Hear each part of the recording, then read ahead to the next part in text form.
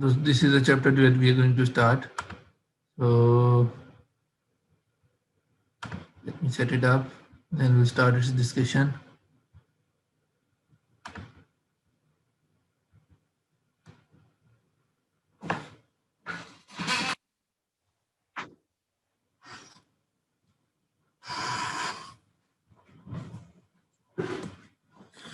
Okay, ji, welcome to today's session. It's today we are going to study the concept of production function and its cost. Okay, so let me go to next slide. So by now we have already studied the concept of production possibility frontier, which was talking about how sellers are or producers are allocating their resources. So it was actually discussing the dilemma of sellers regarding the resource scarcity. So how they will divide their resources to produce more than one item.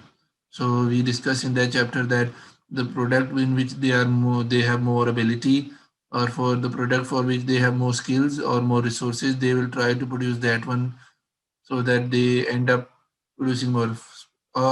Or if both products are differentiated or they are different, they try to be in the middle so that the resources are appropriately used. So in the resource category, we learned that we need to use we need to allocate the resources based upon their resources use based upon their skills, so that they are not they are most productive. In the second part, we discussed the consumer behavior. Where we talked about the income scarcity of consumers.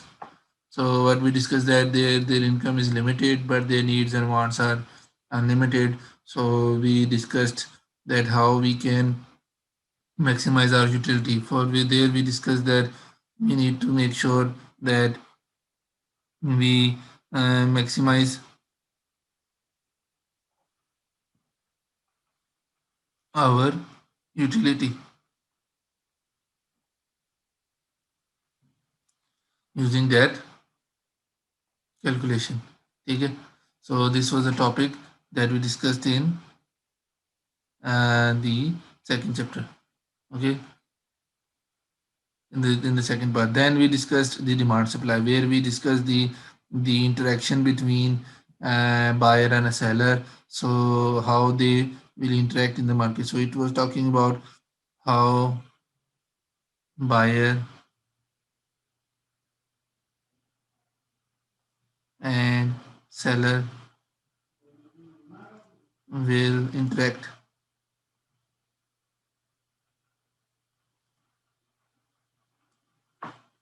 Okay, so there we discussed that uh, so they will interact, and based upon that the market size will be determined. So in that, what they were doing is that mm, in that we were discussing that the demand and supply will determine the market prices and market quantity. Okay, so mm, and if there is any disturbance in the market, there was the concept of price ceiling and price floor. So this was an advanced point where the government uh, interacted with the market, and it was creating price ceiling and price floor. So we will go through that in detail later on, but we have already covered it in demand and supply. Then in the last point, we talked about elasticity. It was actually talking about the responsiveness of buyer and seller, so that as compared to demand and supply, we were talking about the relations, And in lastly, we are talking about the measurement. So we were measuring the relationships. So this and the elasticity was focusing on mostly on the demand. There was one topic on price elasticity of supply. So this elasticity was measuring the relationship of the production or demand with respect to some of the factor. So this was the major summary of what we have already discussed. Today we are going to start a new topic, that is production function. So we'll start with this discussion. So it production function shows the type and amount of output that results from a particular group of inputs when those inputs are combined in a certain way. So it talks about that you have certain inputs. When you combine them in a certain way, it leads us to know the type and amount of output. So by combining the certain particular inputs in a certain way, we end up with type and amount of output. So it means we need to know what inputs needed. Second, we need to know how many are needed. Then it will give us how much will be produced and what is produced. So two things are input, the type of input and the quantity of input, and it will give us the type of output and quantity of output.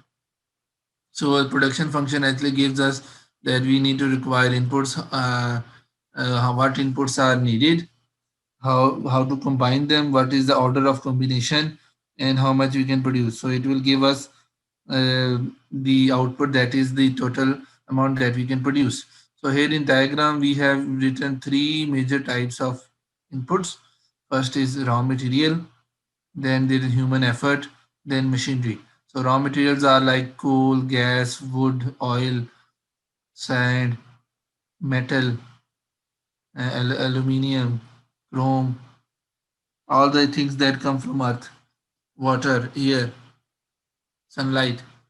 uh, and then there is human effort, means the time that a labor is human is spending, the human effort. Then machinery means computers, house machinery, equipments, tools, and it will create an output. Okay, so this is production function. Let's go to next point. So production function is written as y is f bracket open inputs. So y means here y is output, and f bracket open close means function.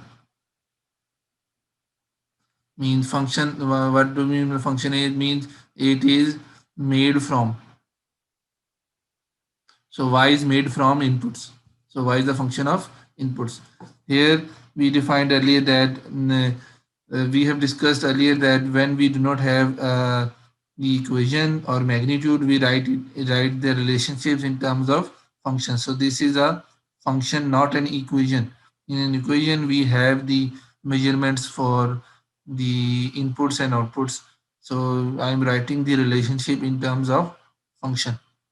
So okay, so let's see next slide. So what is production function? We have already discussed. So there are several types of inputs that are included in the production function. So inputs that are used are called factors of production. So we name inputs as factors of production, and there are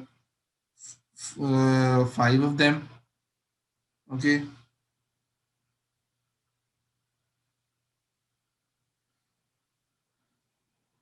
so there are five of them, and uh, that is land, labor, capital, organization, and technology. Okay, so if we open up, use these terms, the production function will be y is equal to, or y is made up from technology and function of labor, capital, land, organization. So we will define it in next slide. So this is the complete form of production function. So what does production function do? It transforms inputs into outputs or output. So it will talk about one type of output. So it's a way to explain how inputs are transformed into output. Then there is definitions of these three types. So first is labor. So we also call it uh, labor. So labor is a physical or mental effort used to produce goods and services. So labor can be of two types. If you have a physical, you have to mentally pick the items. You have to spend on goods and services. Spend effort to pick the items like manual labor. Or if you have a job like desk job like accounting, consultancy, doctor, then it's a mental effort. And in a doctor there's also physical effort. So you are an engineer, you are a designer, architect, you are a painter, or you are a accountant, so then there is a mental effort. So labor resource can be divided into two subtypes: physical labor and mental labor. And it's a physical or mental effort used to produce goods and services. And in the previous equation, the goods and services are denoted as y.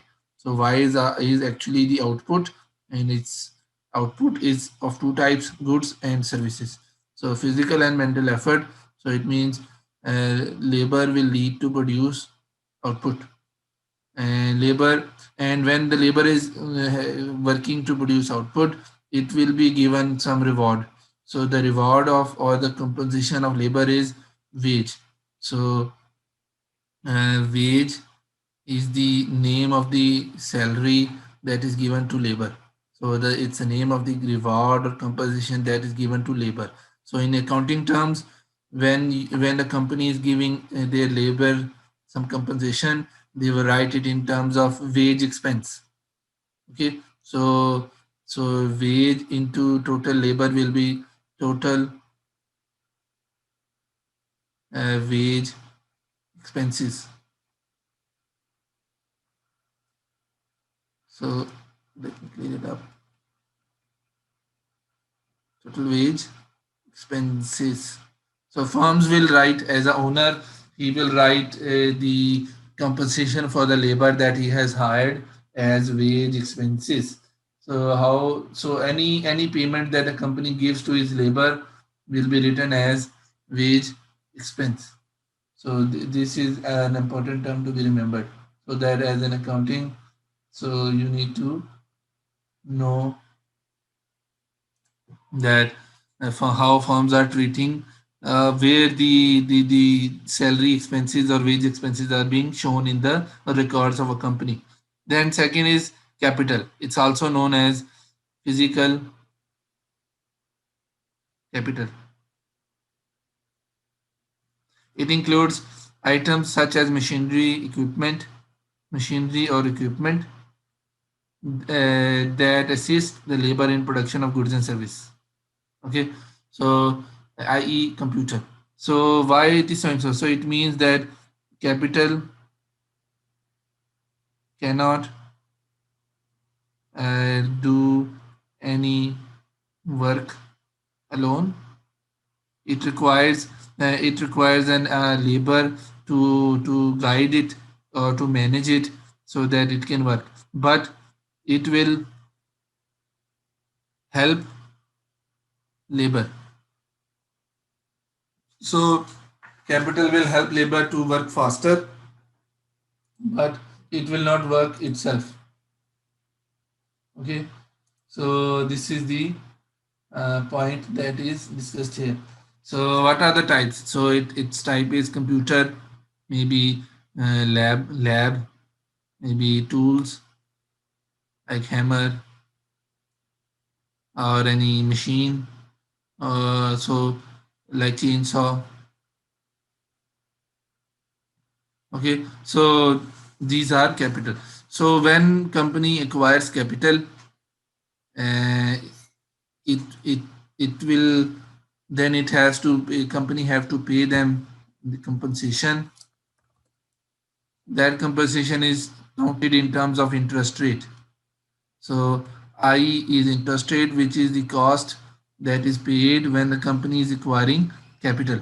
So why we use interest rate? Because it requires cash to buy this capital. So firms could have spent this cash in bank or in some investment to earn this interest rate. So interest rate is used as a cost of capital or compensation of capital. So accountants will write the cost that is acquired to buy capital in terms of interest expense. Okay, so this is the second type.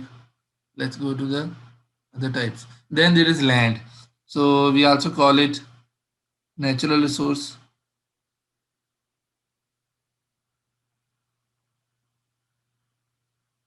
That's why it is starting with N. So natural resource.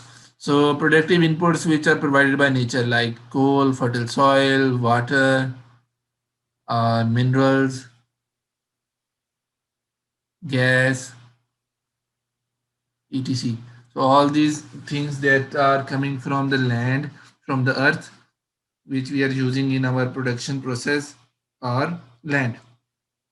So utilization of land for production has some cost, which is written in terms of rent. So R is rent, that is the cost of acquiring the land. For example, if you need a piece of land where you need to make a building or a shop, so you pay rent to the owner. Or even if you don't pay rent, if you buy it, still you count rent because you could have got the land on rent rather than buying it. So rent is used as a cost to count the rent of the building or the area or the resource that you are using. Last is organization, or we also call it manager, or also call it entrepreneur. So the name changes depending upon the nature of the business, or we also call it human resource. So nature depends upon the size of the business or nature of the business. So organization plays a role in managing other factors of production.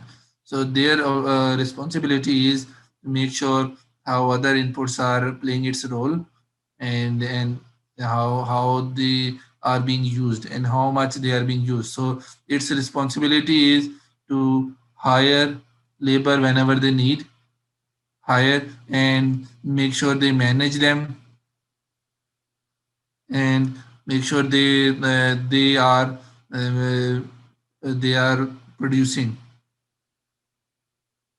efficiently. So the manager or the organization, what it will make sure, first of all, it will see the requirement of how much output they need.